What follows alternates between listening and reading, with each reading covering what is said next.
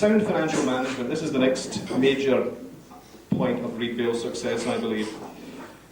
Early on, there was a lot of laxity in terms of financial accounting, and sometimes, on occasions, John was guilty perhaps of abusing this association for his own financial gain. For example, 31st of March 1976, the chairman's expenses from June 1975 to March 1976, that's 10 months, amounted to £12. The committee approved these expenses. It's the only occasion in the 20 years that they did approve any expenses for the chairman, so we tightened up on that one, so he was running that way. Scheme costs were obviously another thing which we were very careful about. Again, in March 76, Mr. Jim Johnson now has the final prices for the show house. The house is classed as a one-person house and has a cost limit of £4,700. The cost from Balfour Kilpatrick is £5,400. However, we obviously couldn't go ahead on that basis, so 28th of April, following month, Mr. Johnson advised the committee that the show house would cost £5,498. And in May 1976, Mr. Murray reported that the sum of £5,804 would be made available for the show house. So that's about 80% of the cost limit in our first project, which again we tried to live up to as time went on. However, I mean, for a long time, in the early years, Reid Vale was very short of money. But my first job, as I remember, when I started at Reid Vale, was to rummage through the acquisition files and see if there was any allowances we hadn't claimed, so I could get paid at the end of the month, which struck me as an interesting way to start your working life. However, at a certain point, 1979, we were out of revenue deficit grant and the association was actually making money for the first time.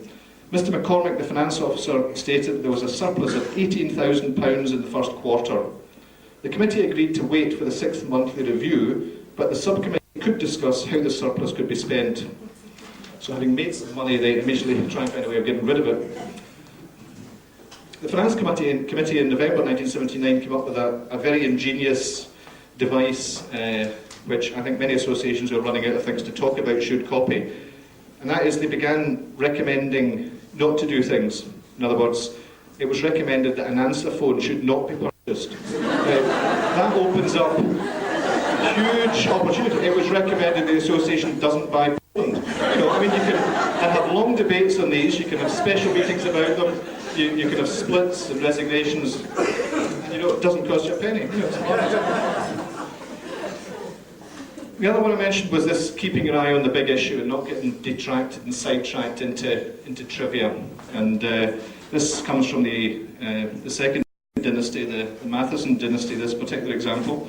And I'm sure Malcolm's delighted to be reminded of this particular episode, which was a pretty grave one. I mean, it's probably the major piece of criminal activity in the history of this organisation. Unfortunately, as I say, my predecessor's problem. 24th of June 1981. The committee were advised of the theft of the association's vacuum cleaner.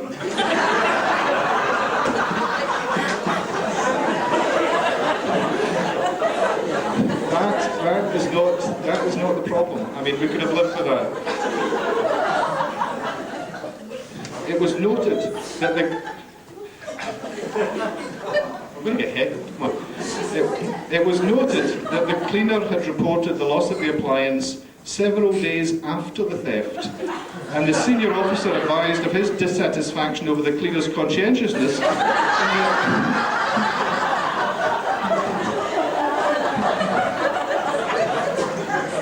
In the carrying out of her duties, which require the use of the vacuum cleaner on a daily basis.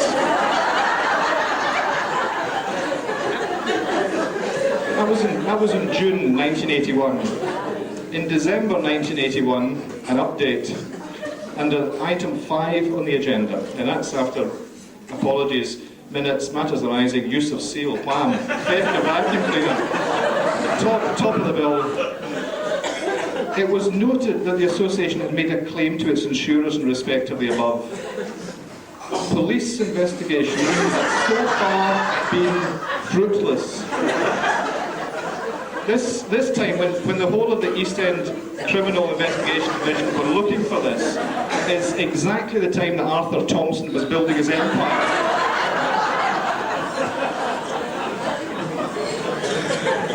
However, That was 1981, but fortunately, you know, as always, we rushed to the resolution of any crisis.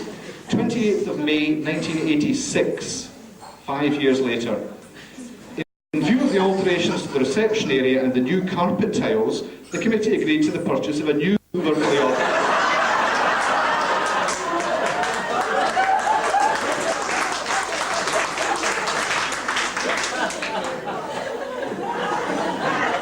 Leadership like this, how could we fail? Right. Move on to our generosity in helping other people, which, as I said, is legendary. The Finance Subcommittee of 26th of August 1981. It was agreed that Rutherglen Housing Association be given an office desk which is surplus to requirements, free of charge. And we also gave them Moira Smith, and I must say, they have never complained about the desk.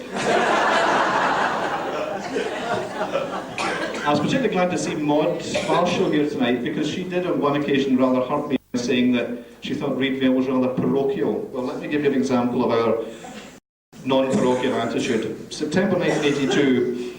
It was agreed that John Maxton MP be sponsored in the Glasgow Marathon for shelter at £1 per mile. It was agreed that Alan Benson be sponsored in the Glasgow Marathon for the South Denniston Neighbourhood Centre at £2 per mile.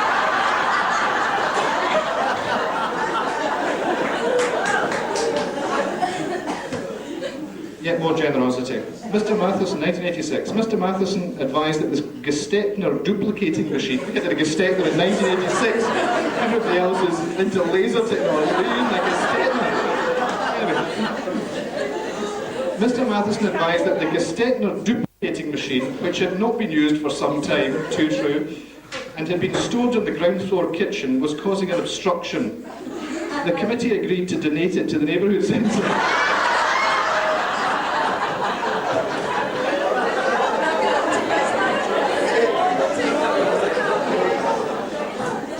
We roll on now to 1987, and another major event which scandalised the committee. The committee noted that the association's photographic display had been well received in the competition at the SFHA conference, but that it had not won a prize. And as a result of which, we have never entered any competition at the SFHA ever since.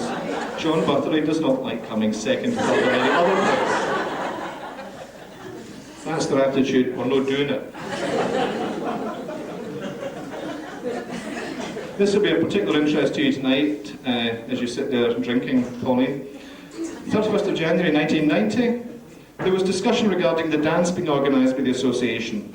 It was agreed that a courtesy drink be supplied to those attending, utilising the various bottles handed into the association of prisoners. Check the date stamp on your Budweiser.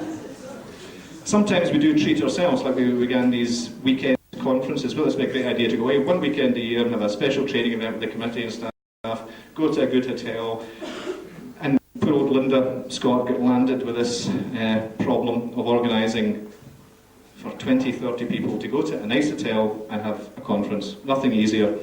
We said, look, go for something nice, so we got a 4-star hotel, Gantok Hotel down in Guru.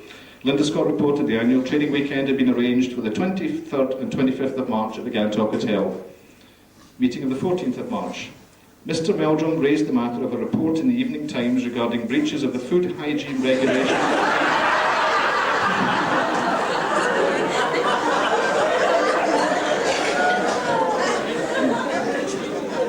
It was agreed that the hotel should be contacted to ensure the problem had been rectified.